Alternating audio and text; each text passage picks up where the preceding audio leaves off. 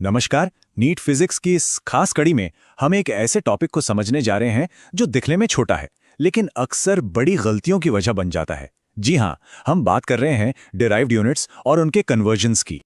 कभी ऐसा हुआ है कि फिजिक्स का सवाल हल करते हुए फॉर्मूला एकदम सही लगाया, सारी कैलकुलेशन भी ठीक की, पर जवाब फिर भी गलत आ गया? अक्सर होता है ना। चलिए आज इसी पहेली को सुलझाते हैं। असल में जो असली कल्प्रिट है वो फॉर्मूले में नहीं बल्कि यूनिट्स की गड़बड़ी में छिपा होता है।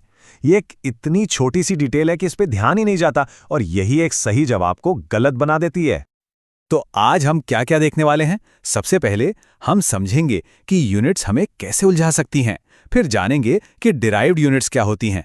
इसके बाद इन्हें बदलने का सही तरीका सीखेंगे, एक नीट लेवल का सवाल भी हल करेंगे और आखिर में कुछ आम गलतियों से बचने के लिए प्रो टिप्स पर भी बात करेंगे।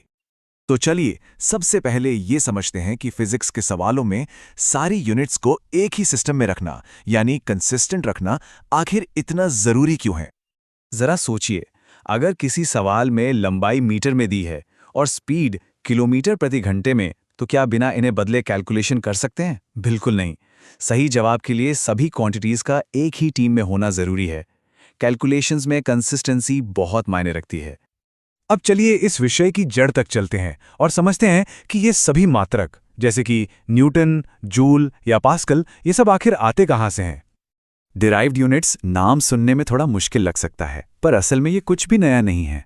ये बस हमारे 7 फंडामेंटल यूनिट्स जैसे किलोग्राम, मीटर और सेकंड को गुणा भाग करके ही बनाए गए हैं। अब इस टेबल को देखिए, ये बहुत दिलचस्प है। यहां साफ दिखता है कि कैसे फोर्स यानी बल जैसी एक डिराइव्ड क्वांटिटी असल में बस 3 फंडामेंटल क्वांटिटीज का ही एक कॉम्बिनेशन है। मास यानी m, लेंथ यानी l और टाइम यानी t। तो अब आते हैं असली मुद्दे पर। हम एक यूनिट सिस्टम, मान लीजिए SI, से दूसरी सिस्टम जैसे CGS में बिना कोई गलती किए कन्वर्जन कर कैसे सकते हैं? देखिए, आमतौर पर हमें इन्हीं 2 मेन सिस्टम से डील करना पड़ता है। एक है SI या MK सिस्टम जिसमें मीटर, किलोग्राम, सेकंड्स होते हैं, और दूसरा है CGS सिस्टम जिसमें सेंटीमीटर, ग्राम और सेकंड होते हैं। तो तरीका क्या है? बहुत सिंपल है। सबसे पहले यूनिट को उसके फंडामेंटल पार्ट्स में तोड़ लीजिए, फिर हर एक पार्ट को कन्वर्ट कीजिए और अंत में सबको वापस एक साथ मिला दीजिए। बस। थियरी तो बहुत हो गई, अब एक्शन का टाइम है। चलिए जो हमने सीखा है उसे एक असली नीट स्टाइल के सवाल पर लगाकर देखते हैं, इससे कॉन्फिडेंस भी बढ़ेगा।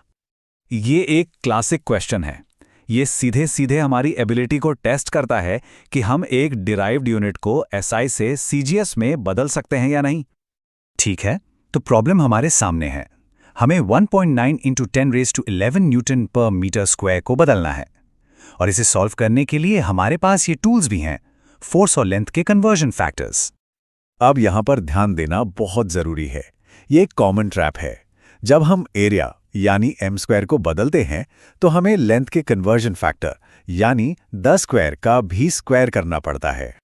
तो अब सारी वैल्यूज को अपनी अपनी जगह रखते हैं। n की जगह 10⁵ डाइन और m² की जगह 10⁴ सेंटीमीटर स्क्वायर। अब बस पावर्स को सिंप्लीफाई करना है और हमें हमारा जवाब मिल जाता है। और ये रहा हमारा फाइनल आंसर CGS यूनिट्स में। देखा, जब एक सिस्टम से एक तरीके से काम करते हैं तो जवाब कितनी आसानी से आ जाता है। चलिए अब कुछ बहुत ही काम की बातें करते हैं।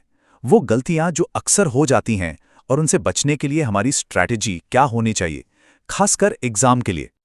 इस गलती को फिर से देख लेते हैं क्योंकि ये बहुत ही कॉमन है। याद रखिए, कन्वर्जन फैक्टर को यूनिट की हर पावर पर अप्लाई करना होता है।